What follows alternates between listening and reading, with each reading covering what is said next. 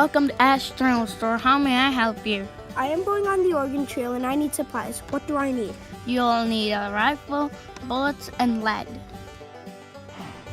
The reason why you would need these things is because without a rifle, you can't hunt. Without lead, you can't make bullets. If you run out of bullets, you can't shoot. You will also need food.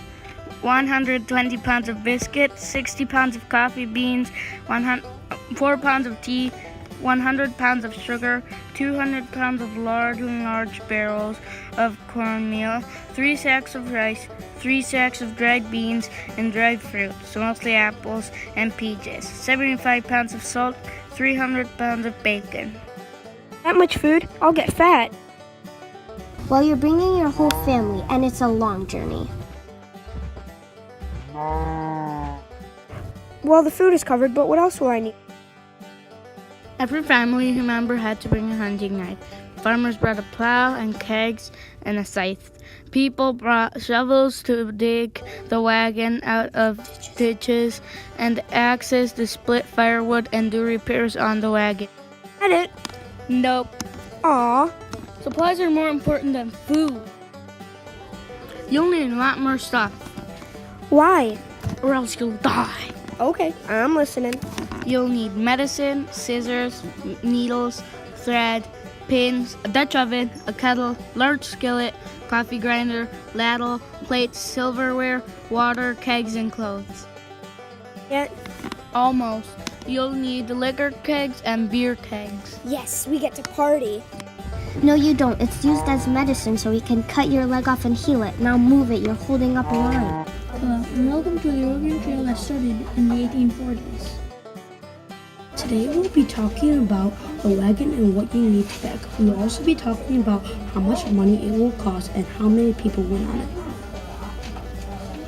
Please enjoy. Hey Chase, sorry, I'm your wagon master. Yeah, what do you want? What do I need to pack with my friends? Did you get the list? No. Well, can you read the sign? No. Fine, then I'll tell you. Just give me 2 shakes. Some things you need on the trail. Wagon, $100. Cover 4 wagons, $70. 6 oxen, $20 each.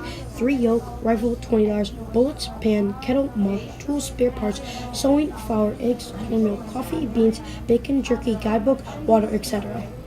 Thank you, Chase. I'm your wagon master. You're welcome. Well, he's ready for Oregon. And here's a wagon, and the inside of the wagon, and the yoke.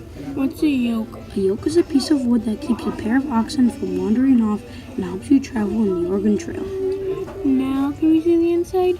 Yes, you may. Wow, they didn't have much space in here, did they?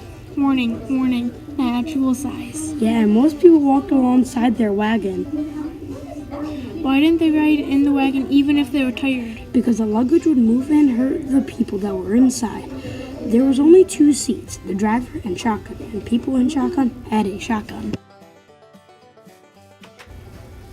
Sorry kids, you couldn't go to Walmart to get supplies. You had to go to the general store where you could get all the essentials of the Oregon Trail. Wow, that's really useful. Yeah, and the most famous wagon company was Conestoga Wagon Company. The wagons were called prairie schooners. Thank you for that information.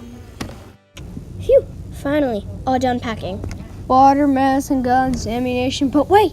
What now? I've had to go to the old general store 12 times. Go get tobacco and, a red cloth, bright red. Why? We don't need that stuff. Because we might run into a fort that we could trade this stuff in more supplies we need. Oh, be back in one shake of a cow's tail. Don't think that's how the saying goes. How much longer? Old Nancy ain't doing so well. Almost to a fort. Probably Fort Leavenworth. Oxen down! Oxen down! That's 2 oxen. We're not even to the first fort. Luckily, we have 4 more oxen. Beautiful Fort Leavenworth.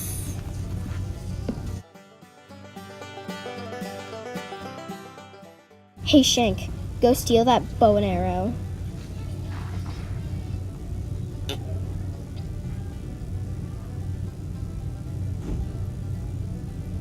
Got it.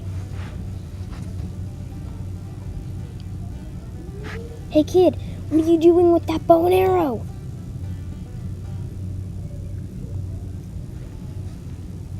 Got it. Hey, can I trade this tobacco for some medicine? Sure. You mind if we stay the night? No. Thanks. You know, we're getting along very well. Yeah. Dad, Shank just stole a bow and arrow. Oh, I should tell Shank to put it back. Great idea. Ah, some folks to trade with. Hello, folks. Whatever you need, I got from items from your home to ox and animals. What can I help you with? Well, we need food, spare parts, and oxen too. Might you have that? In fact, I do. Now for the food, I'll need 20 bullets for 50 pounds of food. Spare parts are going to be 30 pounds of food for an axle, tongue, wheel, and one spare part of your choice. Now, and the auction will be 200 pounds of food for one oxen. Okay, we'll take 2 of each, and our choice, a wheel. Can I have the payment, please? Here you go. Thank you. Now let's load our wagons into the one in front so we can ford the river easily. What's that guy? What if he's a robber? No worries. Only 300,000 people are on the trail. You only get robbed once.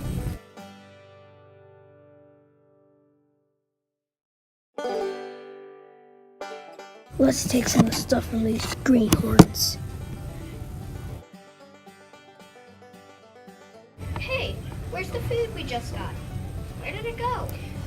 This is great. It's like the 300,000th time I robbed dumb people like this. I think that guy stole our stuff. I should have killed him when I had the chance.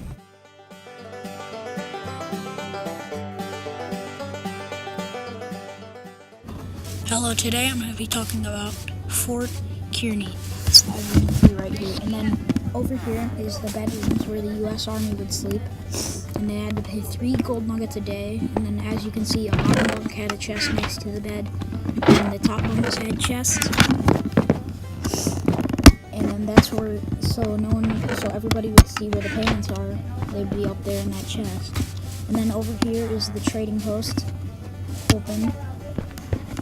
And in here, it says food, 1 gold nugget, a stack or a pound, 2 gold nuggets a stack, 5 gold nuggets a bow, and 3 gold nuggets every bottle of medicine, and then clothing, 4 nuggets a set, 3 nuggets for horse armor and the saddle. And then it says oxen are in the barn, so to go get your oxen, you'd go all the way over here. You'd open up the door, and you could take one of these out and then take your gold nuggets and put them in the chest. That is right here. So, and then right here is a trading post with these villagers that trade for their job. And then over here is the blacksmith. It says open. Right here's the lava. And it has anvil, crafting table, anvil, 2 double chests for storing stuff, furnaces, town hall, which is open. And then this is where they would go if they had to like arrest someone or make a law. And then everybody would sit there. Then over here, right here is the farm where they would farm all of their food, like all their wheat for bread. And then right over here is this building is all for storage for the, like the U.S. Army had to store all their stuff somewhere, so they would store their stuff in here. And then the mines where you would mine, like this is like about the gold rush and all other kinds of ores like diamond, iron, emerald, gold, more diamond and gold, emerald on the floor, coal, lava everywhere. And And then the final building is the bakery, which is right in front of me. And then it has cake, cookies, bread, and pie. 12 gold nuggets a stack of cake, 3 gold nuggets a pound of cookies, 7 gold nuggets a stack of bread, and then 5 gold nuggets a stack of pie. And then you put your payments in this chest right there. So that's Fort Kearney. Well, thanks for that, Evan. That brings us to Fort Laramie. Did you know Fort Laramie is best known for the years 1849 to 1890? The date when Fort Laramie was found is May 31st, 1834. William Sublett, Robert Campbell, and a party of fur traders laid the foundations for Fort Laramie near the junction of the Laramie and North Platte rivers. Now it's time for the tour, the actual cool part. This is the blacksmith where he sells armor, arrows, swords, horse armor as well, flint and steel. There is bows and arrows, of course, for hunting. There's hoes, there's golden and steel and things like that. There's swords. This is where the magic happens, where he does all the work. Here is shovels, compasses, fishing rods, and clocks. Here is more flint and steel. So this is where the bunks and beds are. Everyone gets their own bed and chest full of their own personal items. That's the game carpet where everyone plays if they can't sleep, but we have to be quiet when we're doing that. Here's the bottom bunk, and here is the top part of the bunk where I've heard it's more fun. Here is the farm with our yummy crops that our mom makes and farms. Here are extra horses for rides. Here's our little shed where we keep extra things such as shovels and extra seeds to grow things if anything gets eaten by rabbits. Here's the trading post where you trade things for different things with other people. There's water flowers, there's wood and fruit, there's chicken, and there is spawn eggs if you want to spawn anything, so you trade things. Here's the general store where there is wood for building things. There is food to eat. There is beds if you want to change your sheet if you want. There is armor if you don't want to buy it at the blacksmith. There is seeds and trees if you want to make your own farm. There's wool. There's random things like records, boats, wood plaques, and most importantly, medicine so you stay healthy if you are feeling sick or not feeling well at all. Here is the underground place where we have oxen, mules, and horses for our 4 trips. They're $40 each. And the most recommended, from what I've heard from, are oxen because they are strong for long trips. And here are the teepees where we like to teepee them and where us kids like to hide. And if we ever get punished, we stay in here. We actually really like the teepees, so when we get punished, we're not too upset about that. So they're very nice. And that is Fort Laramie for you. I hope you enjoyed your visit. Bye. Welcome to Fort Bridger. It is originally started as a trading post, but then it grew up to be one of the most important places for immigrants during the Oregon Trail. Also, Jim Bridger started all of this. Tour time.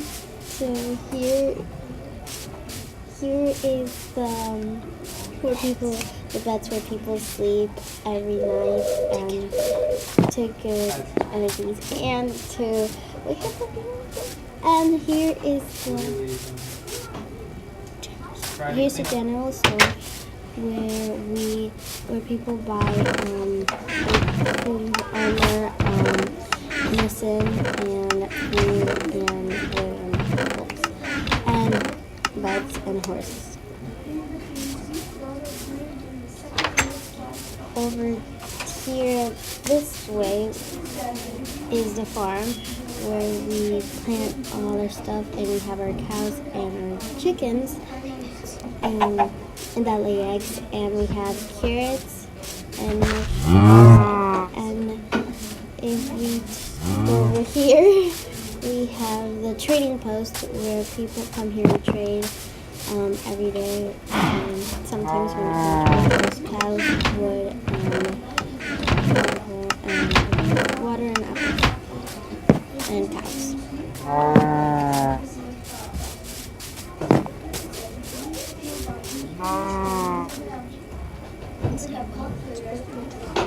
Well, that's Fort Bridger for you.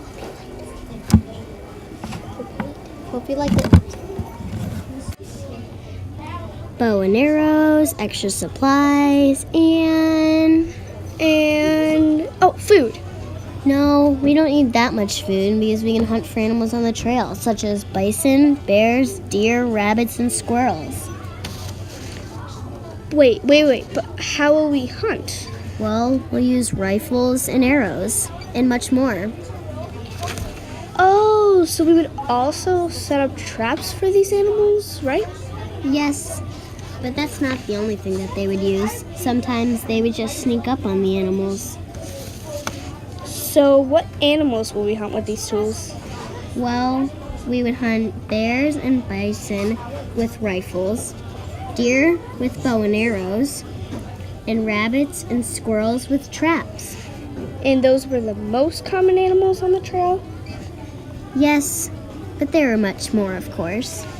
But we need to figure out what we are going to use for our blankets or coats, such as everyday items.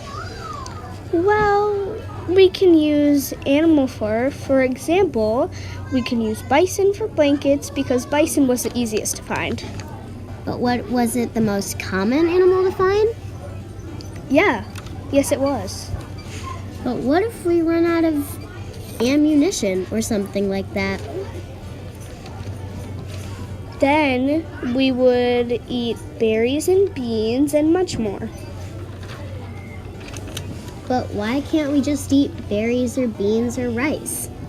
Well, because we can't just live on that.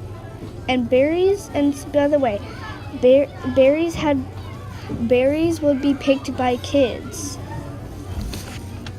But what animals would we use for useful items, such as everyday items? Well, beaver fur was the most useful, but not that useful. Oh, so you're telling me that it was not useful, but useful at the same time? Yes, that's exactly what I'm saying. So something like a hat? But what if something doesn't go right, or something doesn't work, such as traps?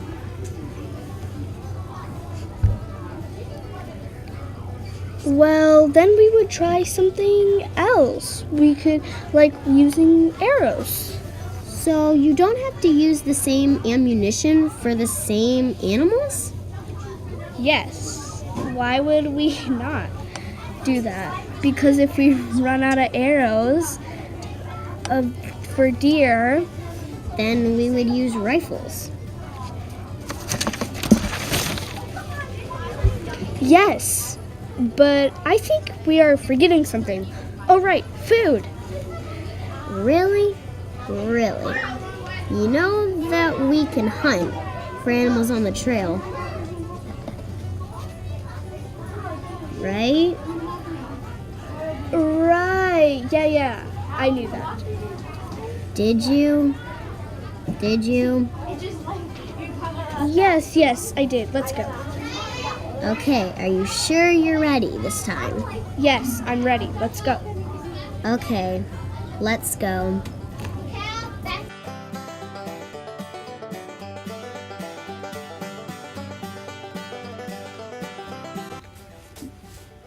We have now reached the Kansas River. It is April and our captain says 200 miles is good progress. We decided to ford the river, but we lost one supply crate and an oxen died on the way. We didn't want to risk anything more, so we took a ferry. The Kansas River is about 3 feet deep and 500 feet across. It was the fullest river anybody would have encountered on the trail. About 80 miles away was the Big Blue River. It was 229 feet wide and 2 3/10 feet deep in the middle in April. Well, if I'll be darned, the Big Blue doesn't live up to its name. It's small and shallow, not big and blue. Our captain laughed when we asked him how we were going to cross the river. We assumed this meant fording it. We got our oxen ready, and we went across. Thankfully, none of those oxen died, and none of the supply crates fell off the back of the wagon. But, sadly, Matthew, well, of course you know Matthew, he fell out of the wagon and got his foot caught in the wagon wheel, and he drowned. The North Platte River is a tributary to the Platte River. The Trailblazers followed the Platte River until it diverged into the North and South Platte Rivers. They would follow the South Platte River for a short distance, then they would cross the South Platte and follow the North Platte until it too pointed southward. After that, it would turn back northward and they would cross it again until finally the river would go back southward and it would cross it. They would cross it on the Sweetwater Bridge. It feels like we've been following the Platte River for forever since we've left Fort Kenny. Our captain says that we should be coming towards the South Platte soon. The Columbia River was the last river anyone would have encountered if they had followed with the Oregon Trail. This river was very rocky and very because they didn't just have to cross the river like most of them. They had to full-on float down it. Many people hit sharp rocks very hard and got their wagons and crews smashed in half because of the river's very fast-flowing rate. Many people took the Barlow Toll Road to avoid the treacherous waters of the Columbia. Well, it turns out the tolls on the Barlow Road are too much for us, so we're gonna have to float it. And now, I don't want to sound like a pessimist, but after our recent Big Blue River incident with Matthew, I don't want to even think about the Columbia River. Our party decided at the beginning we would take the Barlow Road, but recently our group has been losing money fast. Well, the first field landmark is Chimney Rock. It is a chimney-shaped rock alongside the North Platte River. It is said that Chimney Rock was once used for target practice and someone shot off its top. The granite formation has had many different names such as Chimney Rock, Chimney Tower, and some from the original names given by the native Sioux tribes such as Elks Peak and Elks Brick. These were all names used for the same formation. Next is Independence Rock. Independence Rock was a granite rock which is in between Sweetwater Bridge and the second North Platte River crossing. It is said if you reached here by Independence Day, you would make it in time. We have reached Independence Rock, and guess what? It's 4th of July, Independence Day. That's all I have to say. Now I'm going to go celebrate our luck. There were many geographical difficulties of the trip. One of these was the Rocky Mountains, because travelers would have to push their wagons up steep hills and then down the other side. Crossing the Rockies would have been near impossible if it weren't for South Pass, which was the name for two passes crossing through the Rockies. A mountain pass is a trail through a ridge or a valley. We've reached the Rockies. It's been a great use traveling through the South Pass, but we still have to go through the rocky terrain. The Rockies, unlike the Big Blue River, they live up to their name. Soda Springs was a very important stopping site, as here people traded as well as rested. Because of the volcanic activity, Soda Springs has a strange water that has been used by Native Americans for bathing and healing purposes. Because of this, it became a famous trading site, but the water would make anyone who would ingest too much of it sick. It would also make oxen sick if they ingested too much too. We've reached the Soda Springs. Mac drank too much water and got sick. Now we all have to go help her. The Blue Mountains were as treacherous as the Rockies, but there was no pass. That made it even more difficult. After the Blue Mountains, you would have to travel Lowell to reach the Dalles, which was a city and the last stopping point before Oregon. We made it to Oregon. First, we had to pass those horrible Blue Mountains, and we lost Timmy! Matthew must be so happy seeing his brother come up there with him. Then we went to the Dalles, took a little stop there, and then we went down the Barrow Road. In May 1846, departing from Independence, Missouri, a famous party called the Donner Party left on a bad day. They got caught on a year of winter, death, starvation, and cannibalism. What is cannibalism? Sounds tasty. Also, James Reed got banished from the cart because he murdered John Sneeder for almost killing a oxen. Then he moved on the trail by himself with no food or water. Later, they found 4 cabins to stay for the winter. They were running low on food, so William Eddy went to find food and then found a bear and shot it. Then they got food. After that, they had to travel more. They traveled some more and stopped and built a fire. The fire went deep in the snow. Then they continued the trail. Nobody knows where Tamsin Donner went. Besides that, they continued the trail, and only finally Donner Party Reed Party survived. Only 42 died.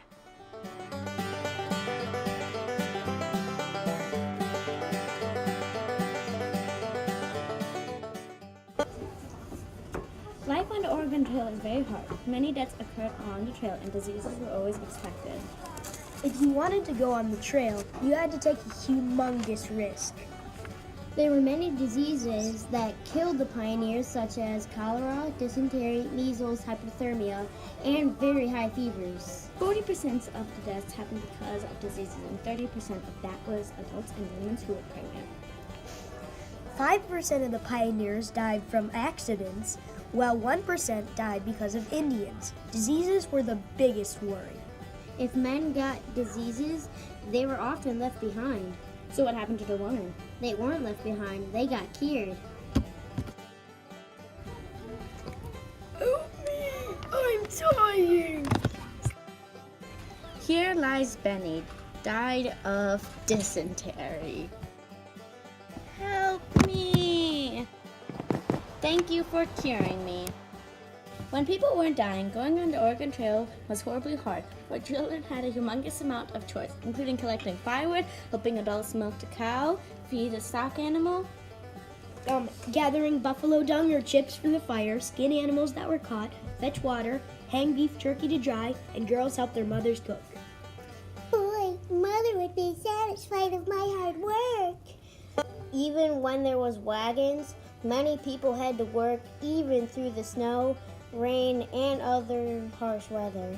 This was because there was only room in the wagon for supplies, and so everyone had to walk beside their slow-moving oxen. With talking about supplies, many people needed about thousands and thousands of pounds of supplies. Without supplies, you would have died the first week. However, you might come across an abandoned wagon with supplies in it, but that is very rare. Also, captains were elected for choosing what everyone does and tries to keep everything very orderly. Captains never stop working by planning, assigning jobs, and helping people, and many more.